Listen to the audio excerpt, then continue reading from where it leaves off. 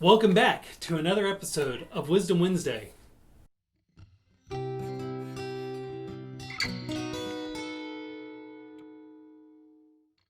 Today, as we begin, I want us to think for a moment about the historical situation that Proverbs was written into.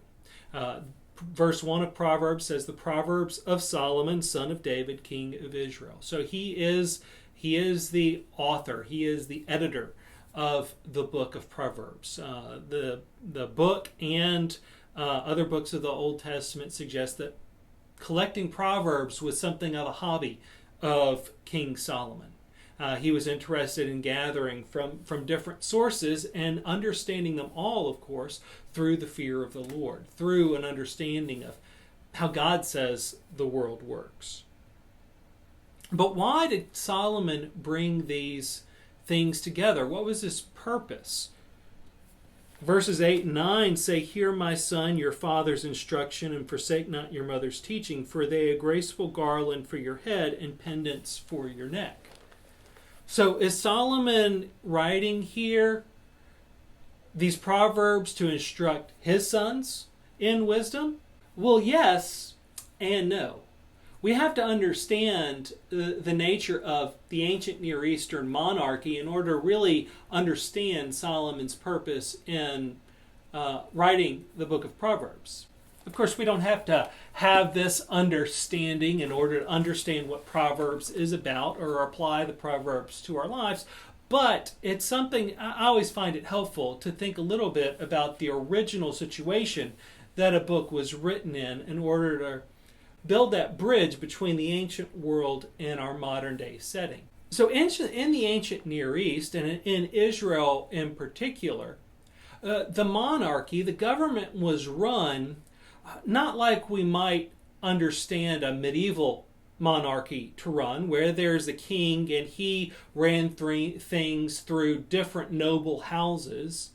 And each noble house was its own family line and had its own pedigree and heritage. That's not really the way that the monarchy worked in ancient Israel. The best that we can tell in ancient Israel, the monarchy ran like a family business. We might call it a patriarchal bureaucracy. As a patriarchal bureaucracy, the king of Israel was viewed as the father of the nation. The entire society was built on this idea that the oldest member of the family was the one who was responsible to enact justice, give guidance, provide wisdom. And so Solomon, as the father of the nation, as the king, that's what he is doing in the book of Proverbs. He is providing wisdom and explaining the principles of justice to his children, to the people of God. But in particular, Solomon has in view his biological children, but also the courtesans of his court.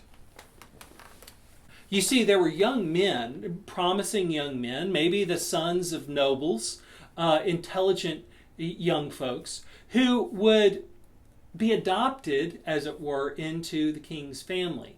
Think of David's mighty men. And they were not just warriors, they were also advisors and close companions to David. They were people that he relied on in his government.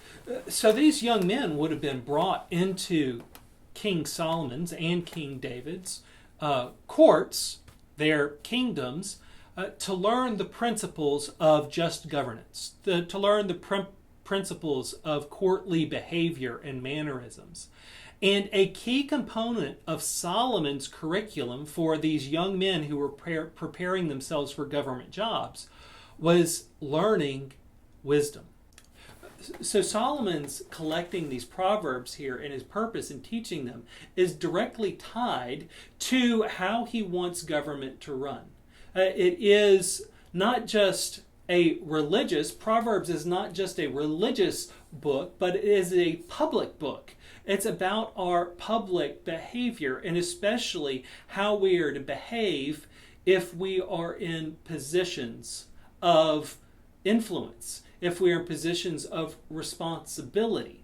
Put another way, the book of Proverbs is written for us to understand how we can live mature, responsible, and diligent lives wherever God places us, wherever God places in society, whatever jobs we have, whatever roles we find ourselves playing in life. The book of Proverbs is given to us by God through Solomon to help us understand how we can live productive, fruitful, wise, righteous, just, and dutiful lives that will lead to happiness, will lead to blessing, will lead to the good life. And in this pursuit of the good life, the mature life, the first thing of all, as we discussed in the first lesson, the first point, the first way that we make sure that we are walking a path of wisdom is that we are walking by the fear of the Lord.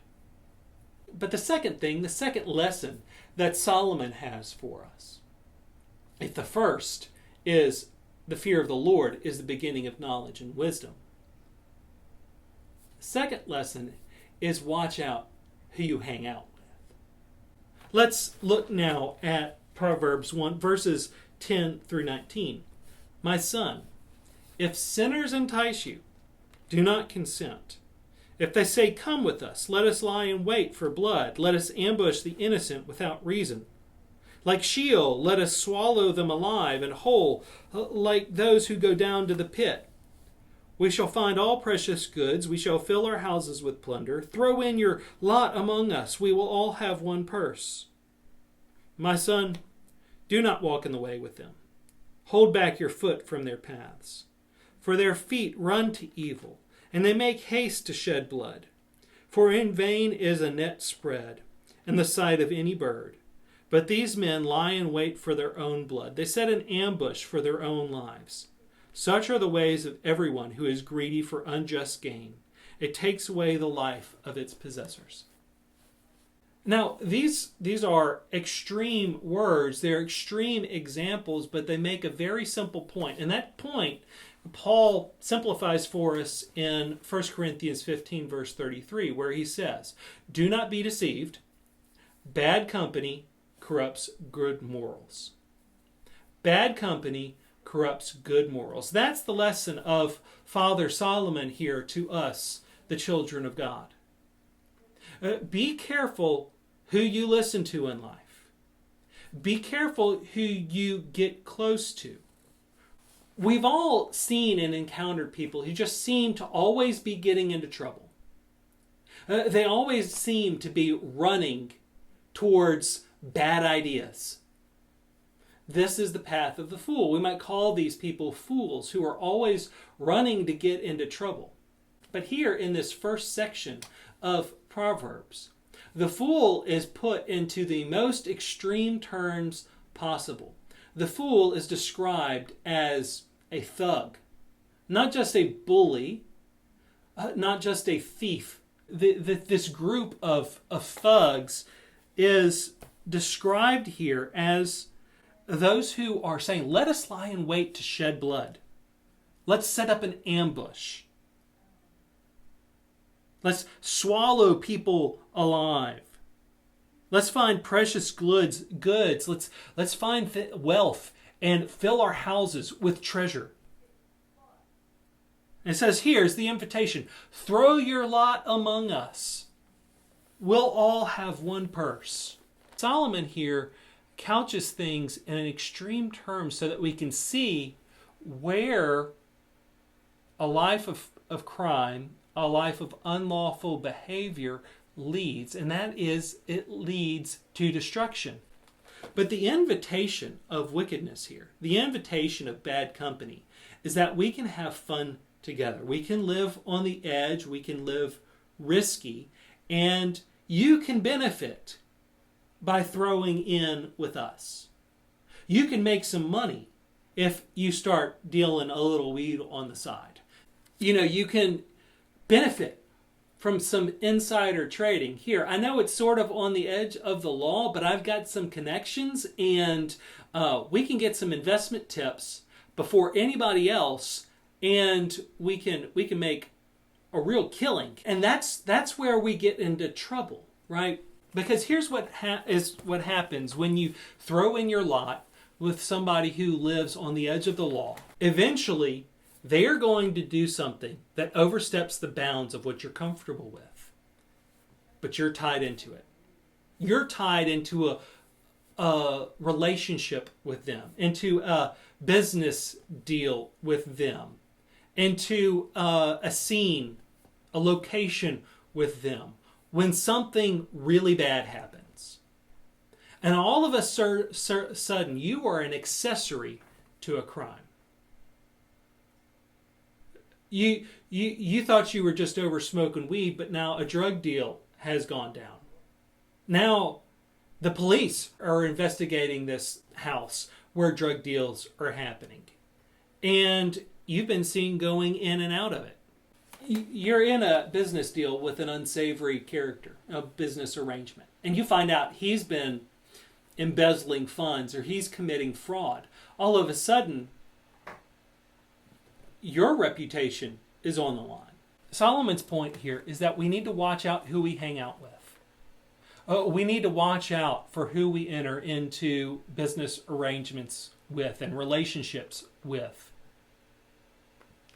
We need to be very careful with who we tie ourselves to. He says, "My son, do not walk in the way with them. Hold back your foot from their paths, for their feet run to evil, and they make haste to shed blood. For in vain is a net spread in the sight of any bird, but these men lie in wait for their own blood. They set an ambush for their own lives. Such are the ways of everyone who is greedy for unjust gain. It takes away the life of its possessors." Here's what God's word says is true of people who are greedy for unjust gain, who are always out looking for opportunity, a way to get ahead, right? Those who run towards trouble will always run into trouble.